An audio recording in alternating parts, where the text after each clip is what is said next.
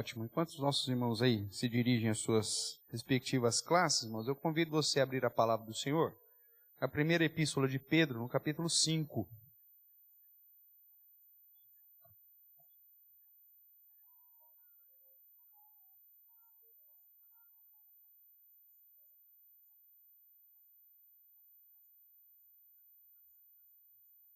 Primeira epístola de Pedro, capítulo 5.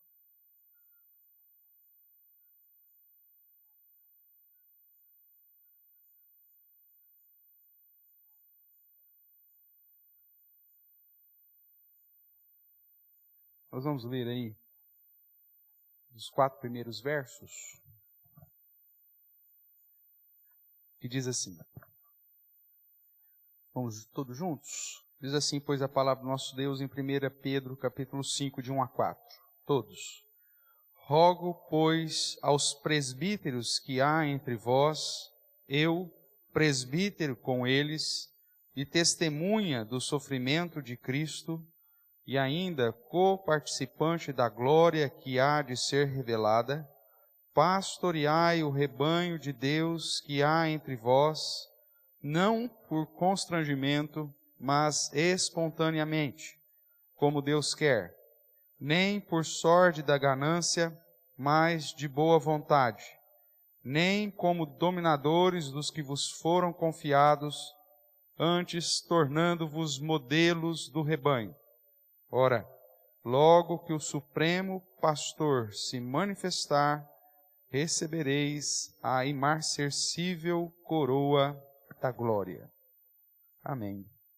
Irmãos, nós temos caminhado um pouquinho nesse ano, tratando sobre igreja, tratando sobre as características da igreja, a função da igreja, a formação de liderança na igreja, e nesses últimas semanas começamos a tratar dos princípios, para a liderança da igreja, as características que a palavra do Senhor nos traz nesse processo que estamos vivendo para a organização da nossa igreja e, consequentemente, a eleição dos oficiais, tanto presbíteros quanto diáconos.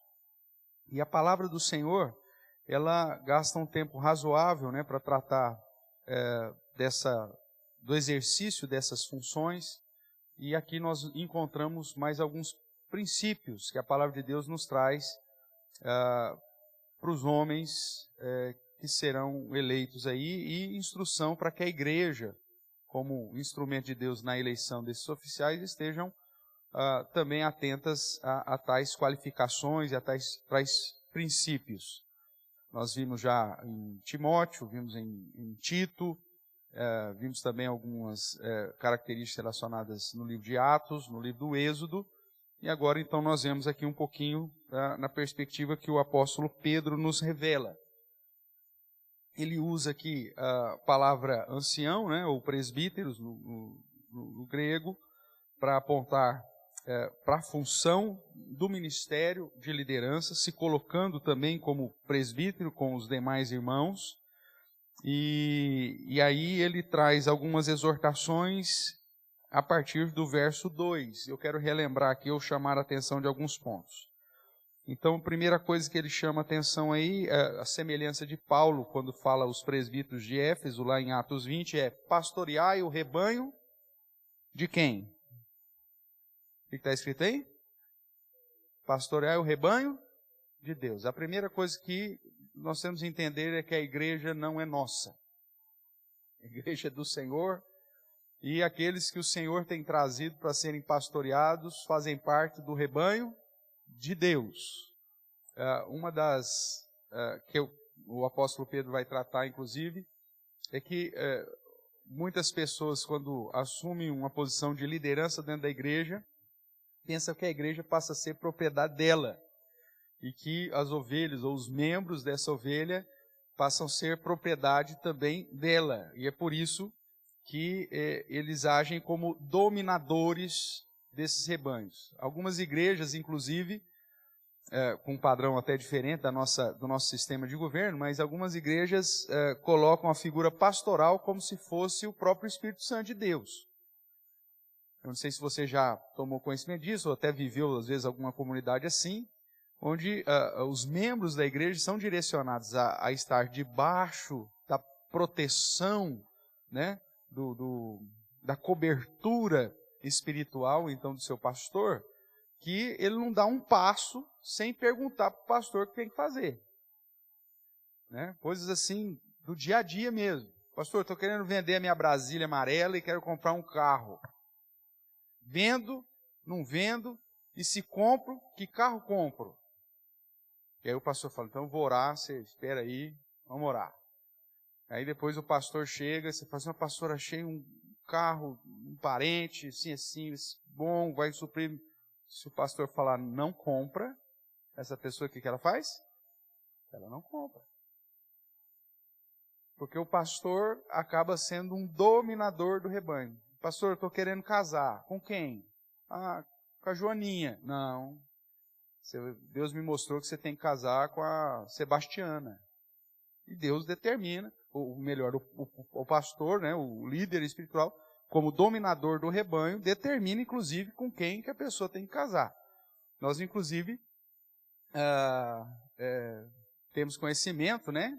Até uma irmã que é membro da igreja, que quando passou por uma igreja dessa, ela foi alvo desse domínio por 2 vezes. Né?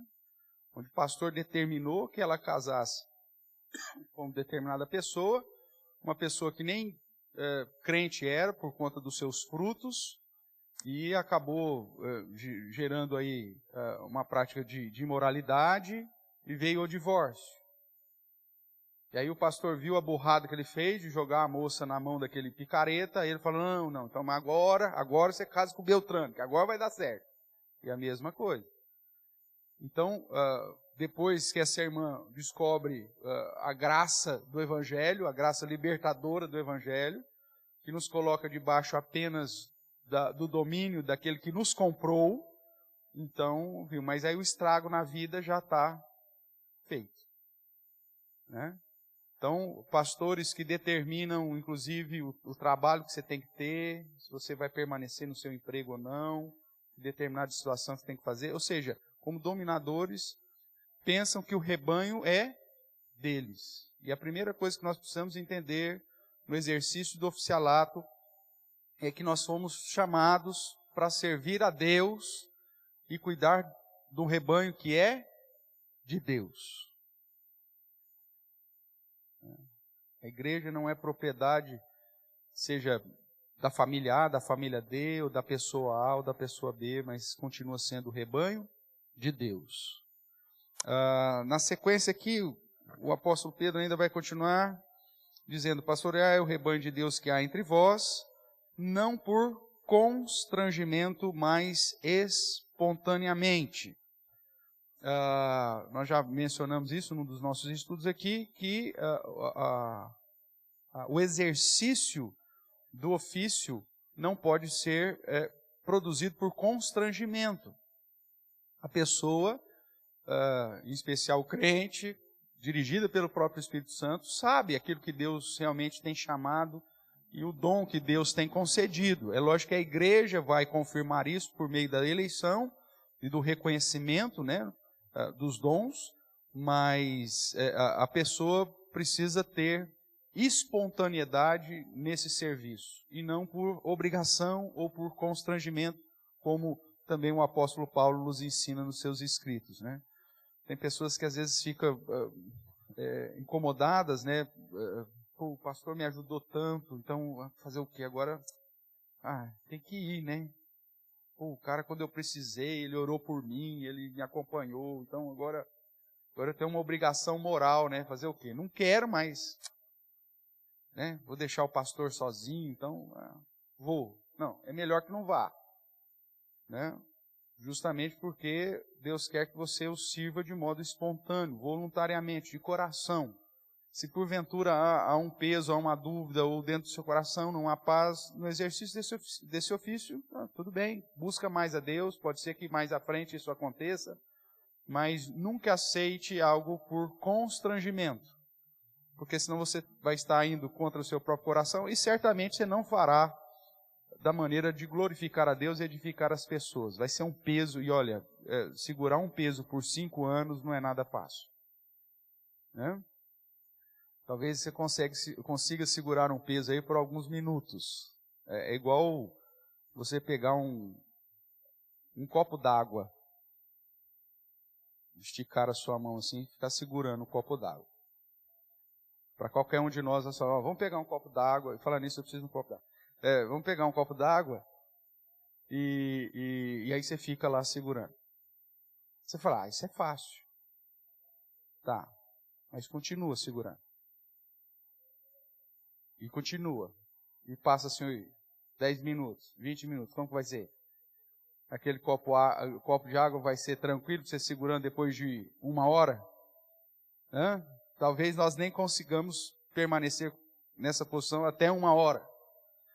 Então, se eu faço uma situação que estou constrangido, no começo até, vou fazer. Mas 5 anos, irmãos, é um tempo que, se você não estiver com convicção do seu chamado e da sua convicção espontânea em querer servir ao Senhor, vai ser um tempo terrível, né? E que provavelmente você vai desistir no meio do caminho. Isso, obviamente, não vai ser bom nem para a sua saúde espiritual e nem para a igreja que escolheu você como oficial. Então, não por constrangimento. Obrigado, Márcio. Mas espontaneamente. O que mais que ele vai nos dizer aí? Inclusive espontaneamente, como Deus quer, né? E depois ele diz, não por sórdida ganância, mas de boa vontade. O oficialato na igreja, irmão, dentro da igreja não existe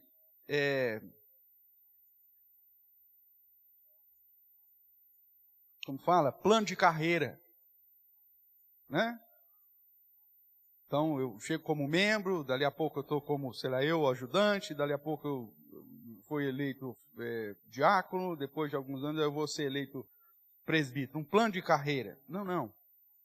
Dentro da perspectiva bíblica, as funções dentro da igreja devem ser exercidas conforme o dom que Deus deu, e não por um desejo de ganância ou de anseio pela posição ou pelo título. Eu sempre tenho dito, quando nós tratamos de oficiais, do oficialato da igreja, a pessoa, ela já é presbítero, ela já é diácono, mesmo sem o título, mas no exercício dos seus dons, e a igreja só reconhece isso. Você não elege uma pessoa para ela se transformar em presbítero. Você não elege uma pessoa para ela se transformar em diácono. Ela vai receber o título agora, depois da eleição. Mas as qualificações, os dons, precisam ser vistos antes. Porque uma pessoa que tenta alcançar uma posição na igreja pelo simples título, pela simples posição, ele precisa ser experimentado por isso, inclusive, por isso que Paulo chama a atenção. Ele não consegue manter um padrão de serviço, de dedicação, do exercício dos dons por longo tempo. Geralmente essa pessoa é volúvel. Né? Na época de eleição para oficial na igreja, você vê que esse cara está ali disposto. É a história daquele presbítero lá de Barretos que só aparecia na igreja no ano que ele tinha que ser reeleito, né? E aí pagava sorvete para os adolescentes, para os jovens, e aí dava carona para os irmãozinhos. Mas durante 4 anos no ministério de presbítero dele, você via ele uma vez ou outra, de vez em quando era conveniente para ele. Só que aí quando estava para vencer, o último ano para vencer o mandato, aí ele voltava para a igreja, aí era um pé de boi de novo. Aí você fala, puxa vida, esse é o cara. Aí você elegia, ele sumia mais 4 anos. O que é isso? É só para manter o título. Só para dizer, eu sou presbítero da igreja. Isso é sórdida ganância, é só pela posição, é só pelo título. Não deve ser assim. Deve ser de boa vontade, tem que ser algo natural. Tem que ser algo que já é parte de você. Você já tem o dom específico, você já realiza.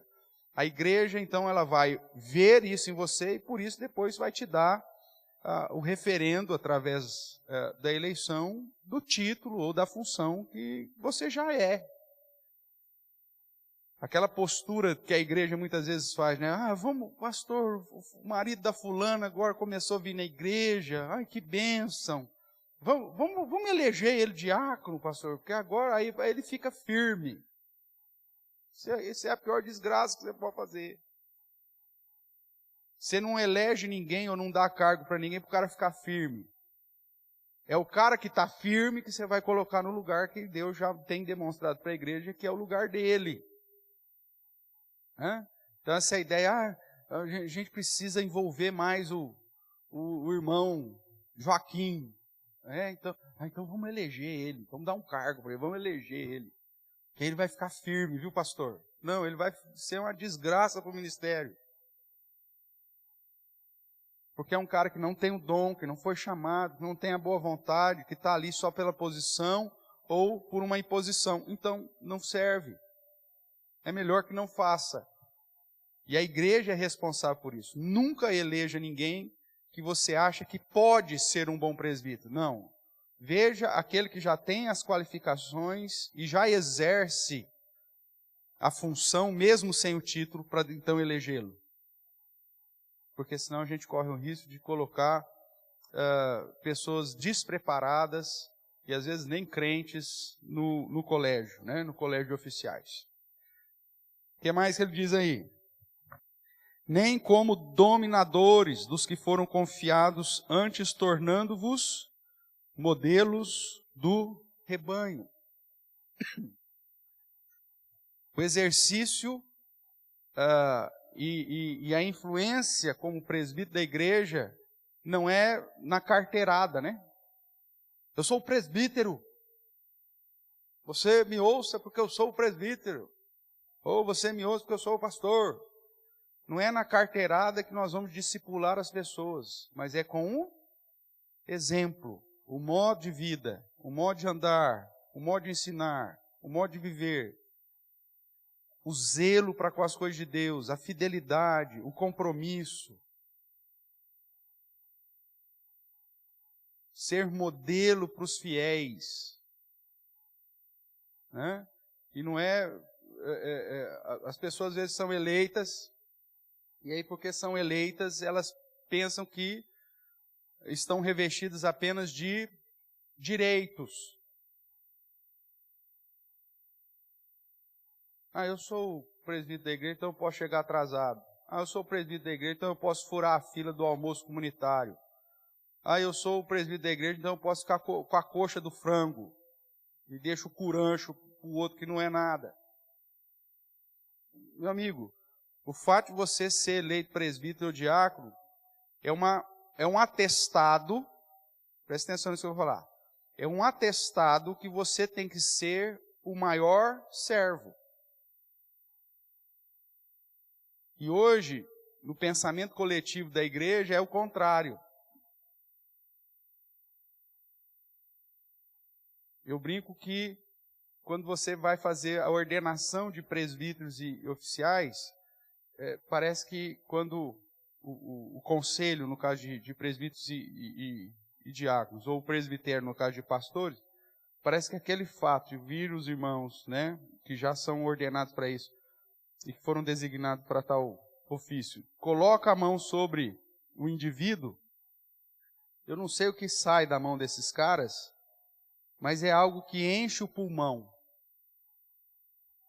Né? No culto de organização, vem um irmãozinho assim que foi eleito, uma humildade e tal. Aí então ajoelha aqui. Aí ele ajoelha. Aí então, na hora da ordenação, né? Olha, como ministros, presbíteros, ordenados, investidos de autoridade para ordená-lo, nós ordenamos em nome do Pai, do Filho e do Espírito Santo, ora, não sei o quê. Aí o cara que vem humildezinho, na hora que ele levanta, parece que o pulmão dele dobrou de tamanho. Aí ele já levanta assim. E aí nunca, os 5 anos, o pulmão não murcha mais.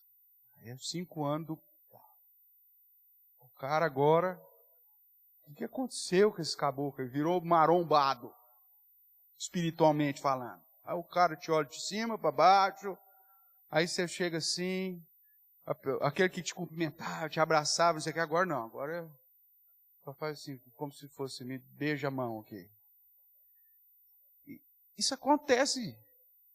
E, na verdade, aflora o pecado do coração do indivíduo.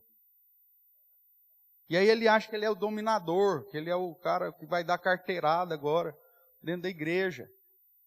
E quando alguém vem e questiona alguma coisa, ou simplesmente pede uma instrução, ele olha para ele, quem que é você? Ele te menospreza.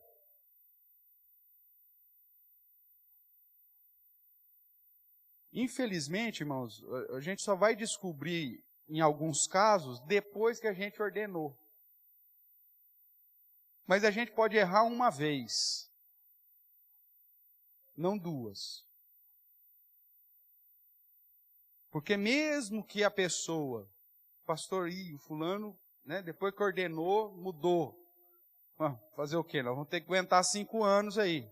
Mas reeleger para mais 5 anos, aí já é burrice nossa. A igreja ela pode ser enganada uma vez, irmãos, mas não duas. Por isso a igreja tem que estar atenta em relação aos seus oficiais, para ver se de fato eles são modelo do rebanho. E se não são vaidosos, que só querem o cargo, o título, a posição, para inflar o peito. A igreja tem que estar atenta a isso. Não só na eleição de presbítero, não só na eleição de diácono, mas também na sucessão de pastores. No conhecimento de pastores.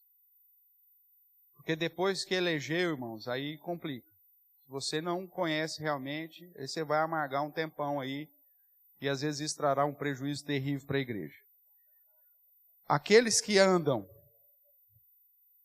espontaneamente, de boa vontade e de modelo do rebanho, existe uma promessa para eles aí no verso 4. Veja o que diz. Ora, logo que o Supremo Pastor se manifestar, ou seja, falando do retorno de Jesus, esses, presbíteros, oficiais, que pastorearam o rebanho de Deus espontaneamente, de boa vontade, e tornando-vos modelo do rebanho, receberão a coroa da glória que não murcha, imarcessível. É a ideia de que o Senhor recompensará as nossas obras, irmãos. Agora, nós não fazemos as obras que devemos fazer ao Senhor por conta da recompensa, mas por gratidão. Mas a palavra de Deus nos garante o galardão, nos garante que Deus, na sua misericórdia e graça, há de recompensar aqueles que o serviram. O apóstolo Paulo mesmo vai dizer que no Senhor nosso trabalho não é vão, e que Ele vai trazer a recompensa de cada um segundo as obras que cada um realizou. Então eu estou fazendo para o Senhor, estou fazendo pelo Senhor, e sabendo que Deus, mesmo que eu não mereça, há de me recompensar com a promessa dessa coroa de glória, esse reconhecimento que não murcha, que é o que Pedro usa aqui, fazendo, obviamente, uma referência à coroação na época, dos competidores, que a gente vê até em filme, dos gregos principalmente, quando tinha Olimpíadas, aí ganhava aquela coroinha de folhinhas verdes lá, já viu que lá? Só que aquela lá murcha. Aqui Pedro coloca aqui como promessa para os que vencerem, no sentido de serem fiéis até o fim, sendo modelos para esse rebanho, que vão receber uma coroa que não murcha. Tudo bem? Então, mais 3 princípios aí dentro desse padrão de como escolher os oficiais da igreja. Nós temos caminhado aí, irmãos, e nós dividimos nosso estudo numa perspectiva bíblica, que nós temos relembrado a cada dia de aula, mas também critérios constitucionais, que é o que nós estamos enfatizando aí nessa sequência, e por último os doutrinários. Nós falamos que a questão bíblica você tem que observar as qualificações pessoais, familiares e espirituais, né, daqueles que foram colocados aí como possíveis oficiais da igreja. E dentro dos critérios constitucionais, nós já vimos que tem que ser maior de 18 anos, civilmente capaz, que tem que ter condição de exercer, né, as funções específicas e que devem ser eleitos por Assembleia Geral Extraordinária, por escrutínio secreto e após a igreja ser instruída. Aí nós estamos tratando agora das funções, né, dos presbíteros e diáconos. Nós vimos que há uma divisão dentro da igreja presbiteriana, na Constituição, a respeito de dois ofícios, o presbiterato e o diaconato, mas há uma subdivisão entre o presbiterato, entre o presbítero docente, que são os ministros do Evangelho, aqueles que foram licenciados e ordenados para pregar o Evangelho, e o presbítero regente, que são aqueles que são ordenados pelo próprio conselho para se atentar à administração da igreja. E os diáconos, o serviço de assistência social, de ação social. Então vamos caminhar mais um pouquinho aqui. Então lá, presbíteros docentes, né? Que são os pastores, são os ministros do Evangelho, licenciados e ordenados pelo presbitério para exercer o sagrado ministério. Nós sabemos que dentro da perspectiva bíblica, todo cristão tem que pregar o Evangelho, tem que anunciar a Cristo, proclamar as virtudes de Deus. Mas dentro da igreja reformada e da igreja presbiteriana, existe essa distinção da pregação, ou seja, do exercício da docência, do ensino da igreja, de serem pastores que receberam uma instrução específica e que foram ordenados, licenciados primeiramente e ordenados para a pregação do Evangelho. O púlpito da Igreja Presbiteriana do Brasil, ele é de responsabilidade do presbítero docente, ou seja, dos ministros do Evangelho, ou seja, dos pastores licenciados ordenados. Por isso, a pessoa que vai para o seminário, ela passa por todo o processo de ensino, e depois, quando ela termina e cumpre com as exigências, inclusive constitucionais, ela volta para o presbitério, e dependendo da situação, o presbitério licencia, dá uma licença para ela pregar. Então ela vai pregar, ainda não como ordenado, mas debaixo da licença do presbitério, podendo de 1 ano até 3 anos, e depois, então, nesse período de prova, né, como licenciado, acompanhado, inclusive, por um pastor mais velho como tutor. Ele deu provas da sua fidelidade à doutrina, à sã doutrina e à pregação das Sagradas Escrituras. Então, aí esse presbitério vai e o ordena, dá uma ordem. Ele está debaixo da ordem de ser um presbítero docente, ou seja, daquele que é responsável pelo ensino da igreja. Logo, irmãos, a linha teológica do pastor é que vai determinar a linha de ensino de toda a igreja. Por isso, quando se trata de uma perspectiva de sucessão pastoral, e às vezes nós trazemos os pastores para serem sabatinados pela igreja, e isso é importante, você precisa saber qual é a inclinação teológica, doutrinária do pastor que você está convidando. Eu não sei se você se lembra, né, no processo da eleição para o pastor lá ainda na IPA, dentro desse processo eu participei, nós viemos 2 vezes para darmos um estudo, para pregarmos e para sermos sabatinados. Onde a igreja, e até pelo conselho, a igreja questionava e faziam perguntas relacionadas à questão da doutrina. Agora, quando a igreja não sabe nada de doutrina, o que ela vai perguntar para o cara? Pastor, o senhor gosta de café? Pastor, o que o senhor acha da igreja neopentecostal? Umas coisas que não vão demonstrar absolutamente nada do conhecimento do cara. E depois o cara, então, é instituído o pastor da sua igreja, e aí você descobre que o cara tem alguma doutrina lá completamente diferente. E aí mesmo que ele é pastor presbiteriano, tá, só que ele vem durante o ministério dele, ele não batiza crianças, porque ele não crê no Pedro batismo. Ele só batiza daqueles que os pais exigem que ele batiza. Dos pais que não exigem, ele apresenta. O cara falou que era pastor presbiteriano. Mas nós questionamos isso aí. Não, ele tem uma ressalva quanto ao batismo infantil. Ou então é um pastor que chega que não crê no batismo por imersão, ou por aspersão.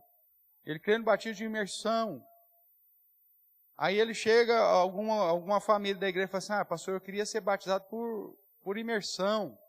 Ele fala assim, eu não posso te batizar porque a igreja não permite. Mas fala o seguinte, vai para a igreja batista, fica lá uns 6 meses, batiza e depois você volta.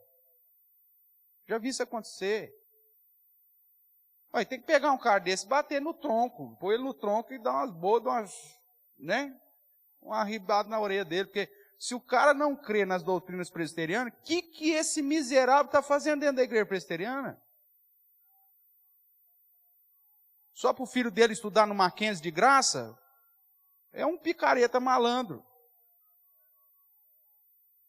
Não, porque filho de pastor tem 100% de bolsa na Universidade de Mackenzie. Então, eu não acredito nas doutrinas, mas eu vou ser pastor presbiteriano, porque aí depois meu filho tem direito no Mackenzie. Olha só, qual que é a motivação desse cara? Sórdida, ganância. E acontece demais, irmãos, infelizmente. E a igreja é quem vai escolher, então a igreja tem que estar atenta sobre a sã doutrina, porque senão ela vai ser ludibriada aí. Né? Pastores que não têm convicções, são papagaios. Eu ouvi tal. Tipo de pregação.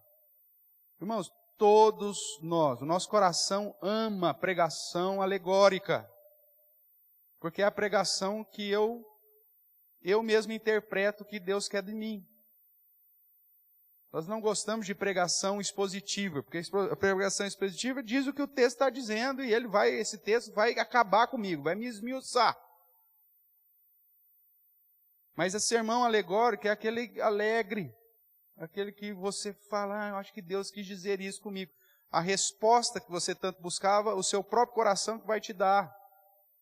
Coração que o profeta Ezequiel diz que é cheio de ídolos. E que porque está cheio de ídolos, você procura o Senhor, mas Deus fala, olha, como você está cheio de ídolos, eu vou responder segundo os seus ídolos. E a pessoa acha, não, mas acho que é vontade de Deus para a minha vida.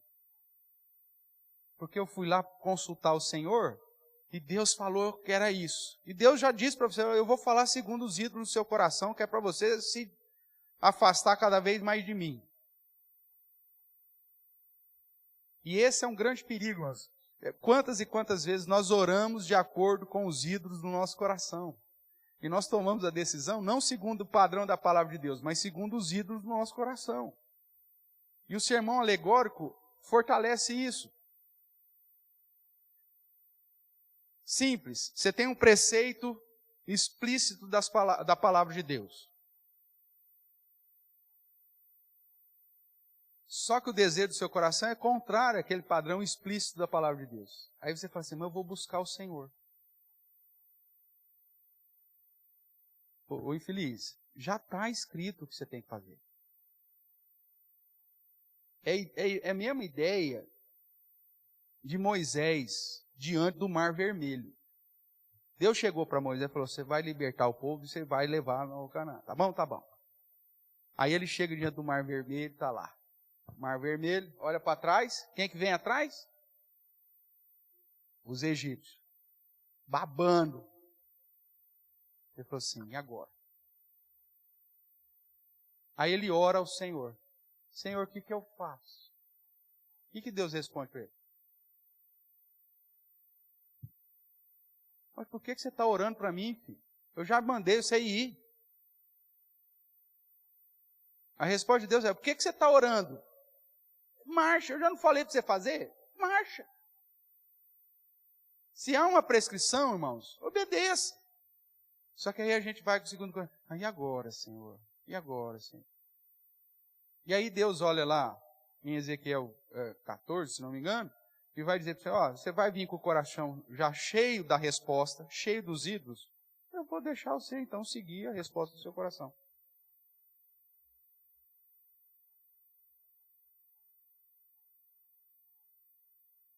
Ai, eu quero casar.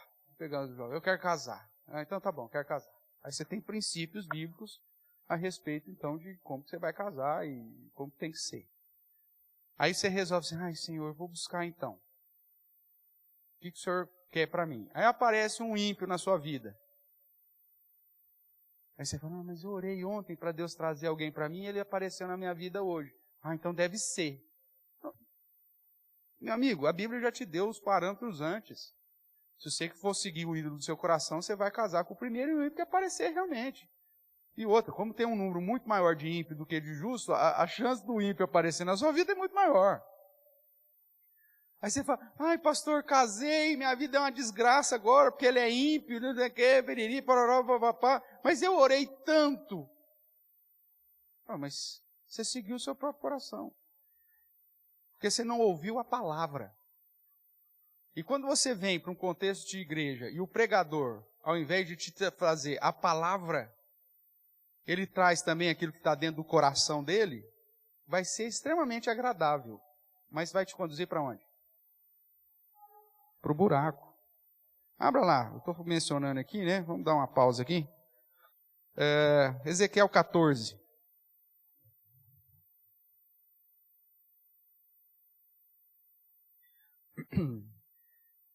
Ezequiel capítulo 14 vai dizer assim, então vieram ter comigo alguns dos anciãos de Israel e se assentaram diante de mim.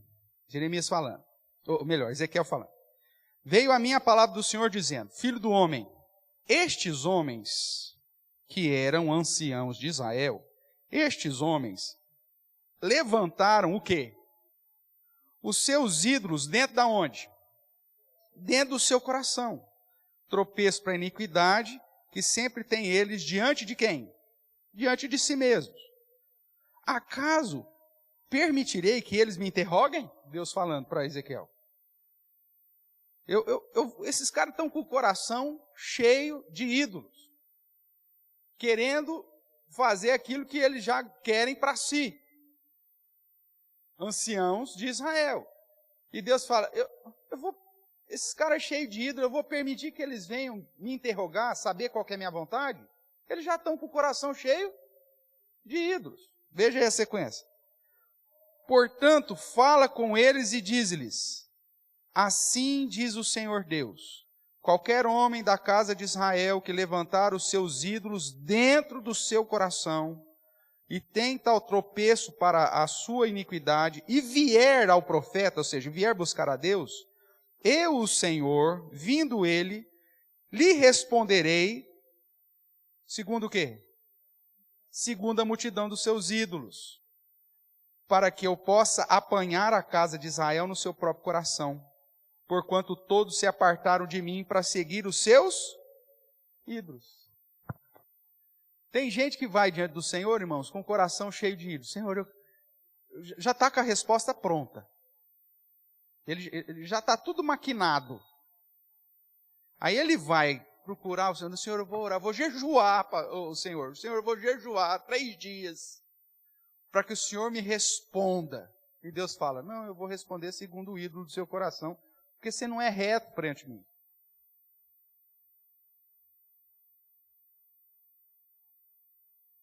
Você está me procurando para referendar aquilo que você já quer fazer. Você não está me procurando para fazer aquilo que eu quero. Você está me procurando para fazer aquilo que o seu coração já determinou que você vai fazer. Então, não tem o que eu responder para você. A minha palavra já disse o que você tem que fazer. O fato de você já vir questionar algo que eu já disse, demonstra que o seu coração está cheio de ídolo. Continue a leitura aí. Portanto, dize à casa de Israel, assim diz o Senhor Deus, convertei-vos, apartai-vos dos vossos ídolos, e dai as costas a todas as vossas abominações. Porque qualquer homem, verso 7, porque qualquer homem da casa de Israel, ou dos estrangeiros que moram em Israel, e se alienar de mim, e levantar os seus ídolos dentro do seu coração, e tiver tal tropeço para a iniquidade, e vier ao profeta para me consultar por meio dele, a esse eu, o Senhor, responderei por mim mesmo. Voltarei o rosto contra o tal homem, e o farei sinal e provérbio, e eliminá-lo-ei do meio do meu povo, e sabereis que eu sou o Senhor. Se o profeta for enganado e falar alguma coisa, fui eu, o Senhor, que enganei esse profeta. Estenderei a mão contra ele e eliminarei do meio do meu povo de Israel. Ambos levarão sobre si a iniquidade daquele que consulta será como a do profeta, para que a casa de Israel não se desvie de mim, nem mais se contamine com todas as suas transgressões. Então, disse o Senhor Deus, eles serão o meu povo e eu serei o seu Deus. Veja, irmãos, o foco é que o profeta, aquele que está sendo consultado em relação à vontade de Deus, e a pessoa que vem consultar, eles precisam ser fiéis àquilo que Deus já prescreveu. Porque se a pessoa vem a Deus com o coração já cheio de ídolos, a resposta que ele mesmo vai decodificar é segundo os seus próprios ídolos. E se o profeta também for enganado pelo seu próprio coração e seguir aí a inclinação daquele que veio consultar, Deus fala assim, eu vou eliminar os dois. Porque imagine eu com o meu coração cheio de ídolos e você vindo consultar o Senhor através do seu pastor, também com o coração cheio de ídolos, qual que vai ser a solução desse negócio? Algo contrário à vontade revelada de Deus. O que é o papel que se espera do pregador? Que ele seja boca de Deus. Para ser boca de Deus, ele tem que falar aquilo que a palavra diz, e não o que o próprio coração diz. O sermão alegórico são pastores falando dos ídolos do seu próprio coração para pessoas cheias de ídolos no seu próprio coração. Por isso que é tão agradável. E por isso que o ministério coaching tem sido assim algo de sucesso nos nossos dias. Por isso que a pregação alegórica tem conduzido pastores a serem pregadores de multidão. Porque ele não fala o que a Bíblia está dizendo. Ele fala do que o coração do homem quer ouvir. E a característica, a função do presbítero docente, irmãos, é ser fiel às Escrituras. Agradar a Deus e não te agradar. E nem agradar a Ele mesmo. Ser irmãozinhos agradar, bonitinho, tarará. Quem é o seu gigante? Aonde você pendurou a sua arca? Mais recentemente, a igreja pode ser a arca de Noé, que fede, ou um transatlântico. Onde o transatlântico, você é agradado de todos os jeitos. É bonitinho, é um negócio bonitinho. Aí você pergunta, que igreja que é a sua? Minha igreja não é transatlântica, viu, pastor? Minha igreja é... E aí cada um interpreta. E que bicho que você é dentro da arca? Aí você fala, eu sou um passarinho, porque o meu cocô não fede. E cada um interpreta que bicho que é dentro da arca, cara. É gostoso, não sei o quê, parará, tarará. Mas o que produz de mudança na sua vida? Nada. E aí usa a voz, não sei o quê, de uma fragma, aí o povo chora, o povo ri, o povo, sei lá, aí sai ai, que coisa linda. Segundo os ídolos do próprio coração. A função do pastor, do presbítero docente, irmãos, é ser fiel à palavra. Ele foi ordenado para ser fiel à palavra. E a igreja, ela tem que estar atenta à fidelidade do seu pastor à palavra.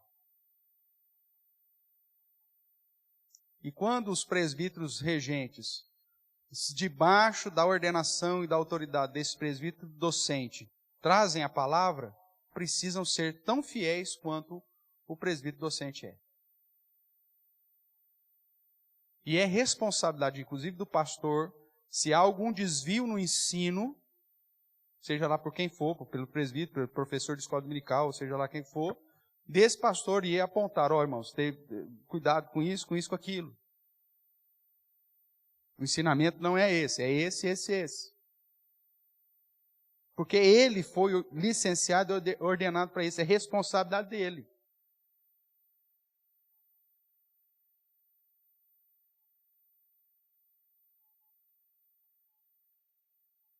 Função do presbítero docente. E presbítero regente? Presbítero regente são os homens eleitos pela igreja, ordenados e investidos pelo conselho, para responder pelo governo da igreja. É a questão administrativa da igreja. E vão ser um braço auxiliar do pastor, como diz lá Êxodo, né? Para dividir a carga contigo. Ó, Moisés, você não vai dar conta de carregar isso sozinho. Então escolhe homens capazes, tementes a Deus, tarará, dentro daquelas qualificações, para que você ensine a palavra de Deus para eles e que eles possam dividir a carga contigo.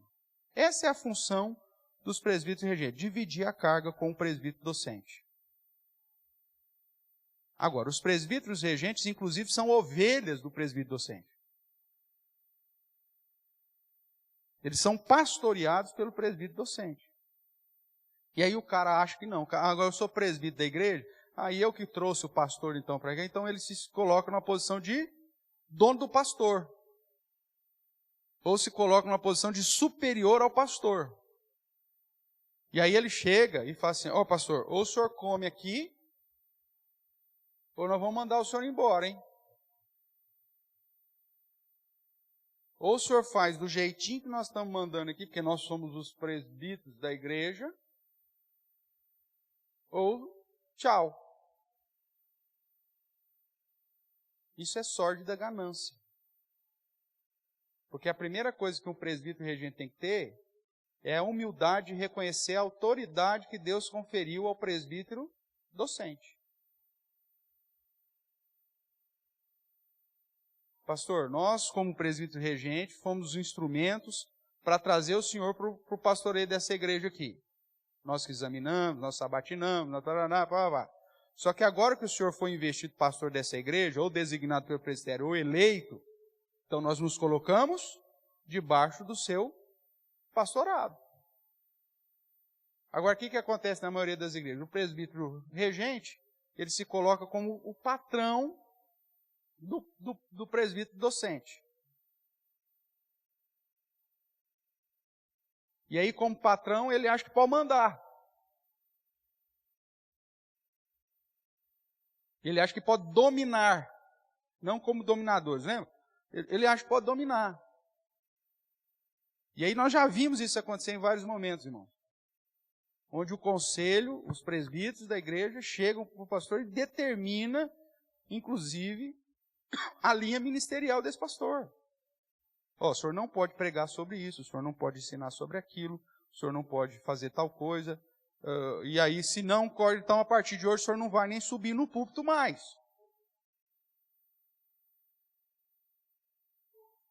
O que é isso? É um desvio totalmente bíblico, constitucional, confessional dentro da nossa igreja. Só que isso é só hipotético, né? Ainda bem. Isso nunca acontece. Isso é só possibilidades, né? Mas se um dia acontecer, então você está ciente que o negócio não é desse jeito. Não é esse padrão. O presbítero regente, ele está para ser esse braço de apoio ao presbítero docente, mas está subjugado ao ensino do pastor, que inclusive tem como caráter privativo, né, essa questão do ensino da igreja e do culto à igreja.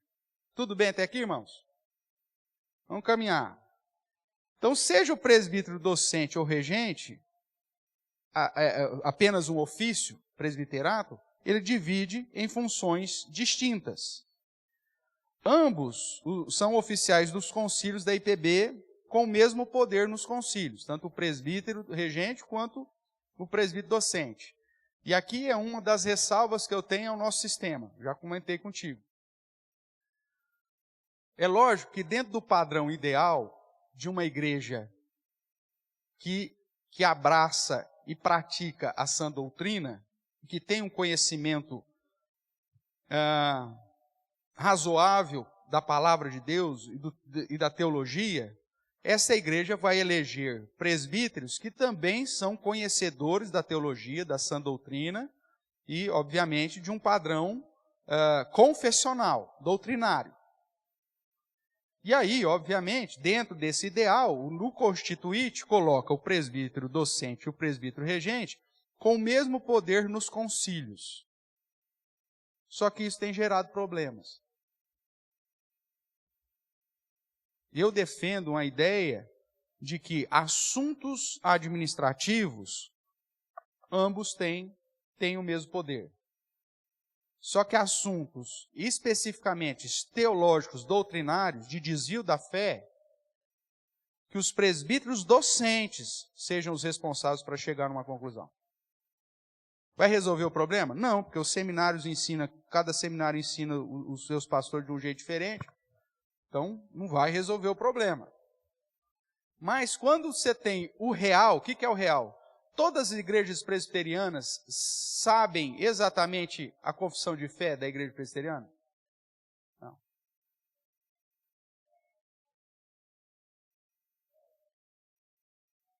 Doutrinas básicas da igreja presbiteriana, as pessoas sabiam? Não. Eu estou falando de uma igreja, irmãos, né, de anos, centenária. Chegaram para mim e falaram assim: pastor, da onde que o senhor inventou esse negócio que tem que batizar criança? Perguntaram isso para mim. Eu falei: eu inventei? Da onde? O que é que eu inventei? Não, o senhor inventou esse negócio de batizar criança aí. Meu amigo, essa é uma base da nossa doutrina. Nós somos uma igreja pedobatista, aliancista, que crê justamente na aliança de Deus com Abraão, e que somos descendentes de Abraão, e as promessas que foram dadas a Abraão em Cristo Jesus passam para todos nós. Então, se Deus prometeu para Abraão de ser o Deus de Abraão, da sua descendência, é a mesma realidade para nós, e consequentemente, como Deus exigiu a aplicação do sinal da aliança nos filhos de Abraão, no 8º dia de vida, isso recai sobre nós por analogia, agora, uma vez que o sinal mudou para batismo. E aí as pessoas, dentro de uma igreja centenária, quando você vai aplicar o padrão presbiteriano, a pessoa pergunta: da onde o senhor inventou? Da onde o senhor trouxe essa novidade? Aí você fala assim: meu Deus do céu, o que nós estamos? Onde nós estamos? Aí você acha uma igreja essa, que não tem conhecimento doutrinário nenhum, vai eleger os presbíteros, e esses presbíteros vão ter que tipo de conhecimento? Também nenhum. Aí esses caras vão para os concílios, e aí entra lá um documento sobre uma questão teológica. Qual que é a capacidade desse cara? Nenhuma. E é por isso que a igreja presbiteriana tem tido alguns desvios na sã doutrina, inclusive referendado pelos concílios superiores. Se nada for feito, e aí tem que ser feito no contexto de seminário, você dá um padrão realmente teológico confessional. Você tem uma ideia? Na década de 90, o reitor de um dos nossos seminários, não vou falar o nome aqui para não criar confusão, mas o reitor de um dos nossos seminários era batista. O seminário da Igreja Presbiteriana do Brasil era dirigido por um pastor batista. O que você acha que vai acontecer? Esse reitor, obviamente, é que vai indicar os professores, que vai... né, que tipo de linha de professor esse cara vai trazer? Aí vai formar pastores híbridos.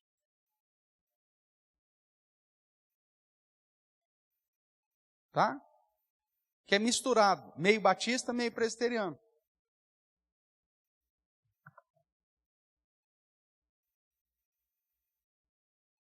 Aí o que vai acontecer isso lá na frente? Pessoas vão perder o conhecimento de doutrinas básicas que faz do presbiteriano presbiteriano.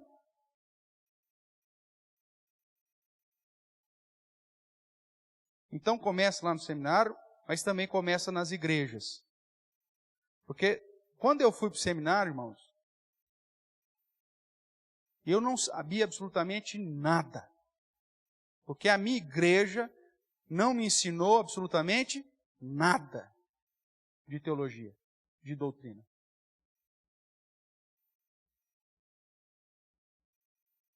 Para mim, o livro dos Salmos só tinha sido escrito por Davi. E toda hora que eu via, Salmo de Davi, Salmo de Davi. Quem que é o autor de Salmo? Davi.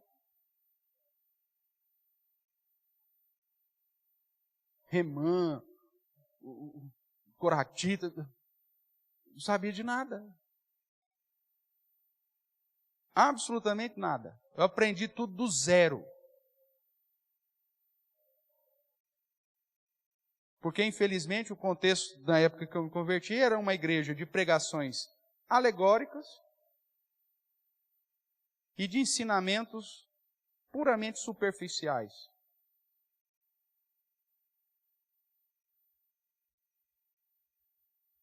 Então, se a igreja também não crescer na questão do conhecimento de sã doutrina, os membros não vão ter conhecimento de sã doutrina, vão eleger líderes que não têm conhecimento da sã doutrina, que vão ser representantes nos concílios da igreja sem conhecimento de sã doutrina, que vão, inclusive, eleger as autarquias e os departamentos que vão definir quem são os professores do seminário e que vai ficar nesse ciclo aí terrível, e a igreja só vai afundando teologicamente. Então, em última análise, começa aqui. Se a igreja local for fiel e as pessoas realmente se interessarem na sã doutrina e crescer no conhecimento das Sagradas Escrituras, rechaçar algumas práticas litúrgicas que não têm amparo bíblico,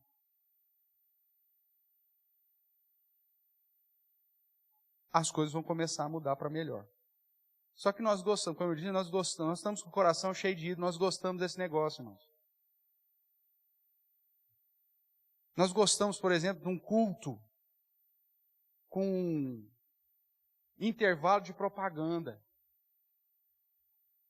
Já viu o culto com intervalo de propaganda? Irmãos, vamos começar a adorar ao Senhor. Oremos ao Senhor. Aí faz uma oração ao Senhor. Ó Senhor, estamos aqui para te adorar, não sei o quê. Irmãos, Deus, aguenta aí. Nós temos agora os avisos da nossa igreja. Aí dá o aviso de propaganda no meio do culto. Aí voltemos a adorar o Senhor. Aí canta um cântico. Só que aí fala assim, não, agora, Senhor, esse cântico agora não é para o Senhor, fica aí. O cântico agora é para o visitante. Aí cantam outra propaganda. Um canto para o visitante. Só falta pegar igual o Jonatas Nemer fez lá naquele videozinho, pegar o visitante no colo, pega o diácono assim, pega a velhinha no colo lá, e visitante, seja bem-vindo, na hora do culto. Hã? Não entendi, Sabrina. Repete para mim que eu não ouvi. Ah, então. Aí veja. Aí beleza, aí faz. Aí volta. Aí faz uma oraçãozinha qualquer lá. Aí agora, aí solta a musiquinha agora para a gente se cumprimentar. Isso não existe, viu, gente? Isso é hipotético, tá? Aí o pastor sai do culto, bem com você. Nossa, você está aqui, ai, que bom, né? Vira aquela muvuca, não sei o quê, todo mundo agradável, sorridente. Os miquinhos ali. Que bom. O cara tá falando mal de você até agora, pouco. Aí te abraça, te beija, beija sua mulher, você já olha assim meio estranho. Ósculo santo, viu, meu irmão? Corta a música, voltamos aqui para o Senhor. Aí volta para o Senhor. Aí traz um sermão alegórico. Que vai agradar seu coração, que vai fazer você rir, sair daqui assim, nossa, que coisa gostosa. Aí te pergunta, meu amigo, o que isso mudou na sua vida? Nada. Que honra e glória trouxe o nome de Deus? Nada. Aí Deus olha lá e fala assim, olha, esse povo não ia me adorar?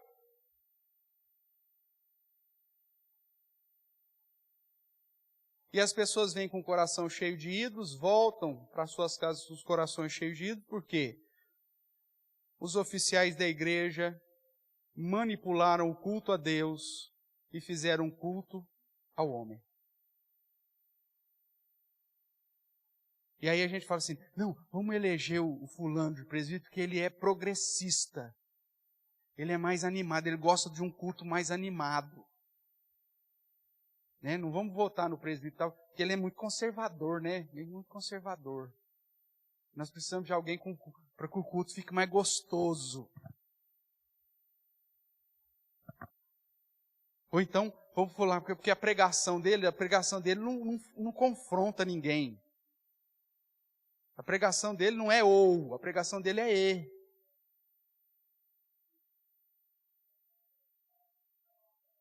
Entendeu?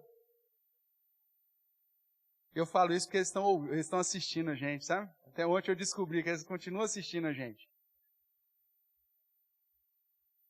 Então, de vez em quando eu falo, o pessoal fala, por que o senhor não esquece, pastor? Porque o próprio Deus diz para Israel não esquecer do Egito. Lembra de que eu te tirei de lá, lembra que aquilo lá, né, mesmo que tinha carne, não é a tua vontade que eu tenho para você. Então a gente tem que relembrar, meus irmãos.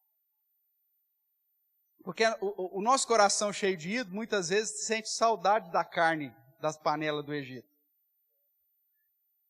Né? Então, de vez em quando é bom lembrar.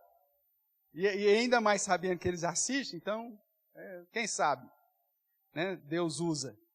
E aí cai a ficha uma hora. Mas é assim, irmãos. Agora, por que nós chegamos num patamar desse? Foi do dia para a noite? Não. É um projeto de anos. E para você consertar também, leva tempo. Né? Alguns irmãos, inclusive, que já têm, falam, pastor, por que o senhor já não faz assim? Não faz assim? Cara, se eu fizer isso, eu já mato metade do rebanho, cara. Tem que ir devagar. Até a gente nivelar e aí chegar no padrão que tem que ser. Dentro ainda do padrão aqui, falando dos diáconos, os diáconos são oficiais da igreja local a quem pertence. Então eles não têm representatividade dos concílios, mas o foco deles é a igreja local. Né? Então, segundo os artigos aí, os diáconos são oficiais da igreja local, quem pertence, e a junta diaconal é regida por um regimento interno, padrão para todas as igrejas, e aprovado pelo conselho, podendo, obviamente, ter modificações a juízo do conselho, considerando as questões da realidade local, para suprir e adequar o funcionamento da junta diaconal à realidade local.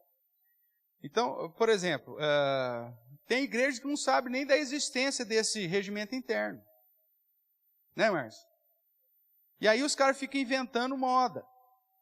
Reinventando a... Pastor, o que é a junta diaconal?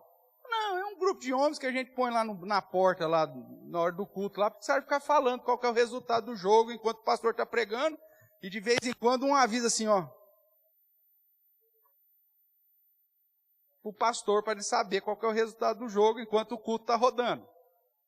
Porque tem igreja que é isso que funciona. Junto diaconal só é o momento oficial da fofoca dos homens. Porque os caras não participam do culto, não estão atentos ao culto. E se o pastor morrer engasgado aqui, ele é o último diácono, é o último que ficar sabendo. O pastor sumiu lá, morreu engasgado, você nem viu. Dependendo do contexto arquitetônico da igreja, o cara fica aí longe do culto. Você nem sabe. Né? Fica longe. Aí o que o cara fica fazendo naquela 1h30 do culto? Fofocando da vida ali. É isso que é junta diaconal? Não, não é junta. Existe um regimento interno com cada função, com áreas de atuação, com o zelo que deve ser realizado em cada situação, tal, que a gente vai até demonstrar depois para você ler, já está disponível lá no manual. Dentro do manual presbiteriano, você vai encontrar o regimento interno da junta diaconal. E aí diz qual que é a função dos diáconos, qual que é a tarefa, o que ele faz, o que ele deixa de fazer, qual que é a obrigação dele, qual que é a responsabilidade dele. Numa dessas igrejas que eu passei, eu perguntei, fui fazer a primeira reunião com a junta diaconal da igreja, cheguei assim, irmãos, como que vocês estão agindo aqui em relação às funções determinadas pelo regimento interno? Hã? Regimento o quê? Não. Vocês nunca tiveram regimento? Não. Então, o que vocês sabem qual que é a função? Não, a função é fazer uma escala para ficar na porta da igreja. Isso não é diácono, isso é porteiro. A igreja pode muito bem contratar um irmão e pôr lá de porteiro. Você tem uma ajuda diaconal para ficar não, de porteiro. A falta de conhecimento, irmãos, gera uma falta do exercício correto das funções. E nós não precisamos reinventar a roda, já foi tudo preparado. A igreja tem 163 anos, já está organizadinho, já tem tudo bonitinho. E se queremos ser de fato uma igreja presbiteriana, é só seguir o padrão que é o sistema confessional e doutrinário e até constitucional que a igreja presbiteriana já decidiu. Então, isso é importante. O pessoal que fez o curso de liderança aqui, uma das exigências é justamente ler a Constituição da igreja e ler o regimento interno da junta diaconal. Então, presume-se que pelo menos a pessoa já tomou conhecimento do que é. Porque se ela se elege ela diácono, o cara não faz nem ideia do que é, aí ele começa a inventar moda. E faz coisas que não é da função e nem da competência. Tudo bem? Hoje nós vamos parar por aqui. Nós temos ainda mais algumas semanas, né? Antes do dia 30 de outubro. E aí então a gente vai entrar finalizar essas questões constitucionais e entrar nas questões doutrinárias, pelo menos pincelar aí os principais pontos das questões doutrinárias que as pessoas precisam entender. Inclusive a Igreja Presbiteriana Reformada de Araraquara tem uma declaração de fé, o que nós somos. Isso aí nós já até colocamos lá no grupo para vocês. Provavelmente você já deve ter passado, que aquela antiga lá, que era a Igreja Presbiteriana Reformada, é uma comunidade assim, assim, assim, que crê nisso, que está no site, né? E ali a gente coloca termos específicos relacionados à soteriologia, relacionados à escatologia, relacionados ao sistema de governo, que define quem somos. Né? Que é justamente para explicar, por que nessa igreja aqui não tem pastora? Ou por que nessa igreja aqui não apresenta criança? Por que nessa igreja aqui não tem determinada coisa? Por que o pastor não é ungido? Coisa desse tipo. A nossa declaração de fé lá, somado, obviamente, à confissão de fé de Westminster, os demais símbolos de fé da igreja, a gente tenta deixar o mais claro possível aquilo que nós cremos. Então, se alguém quer chegar na igreja e crer diferente, de duas uma, se ela quer ser membro da igreja, ela vai ter que aceitar os princípios doutrinários que nós cremos. Se ela não aceitar, não tem problema, tem várias outras igrejas por aí. Mas aqui, pelo menos, a gente vai tentar fundamentar o que nós cremos e viver debaixo daquilo que nós cremos. Tudo bem?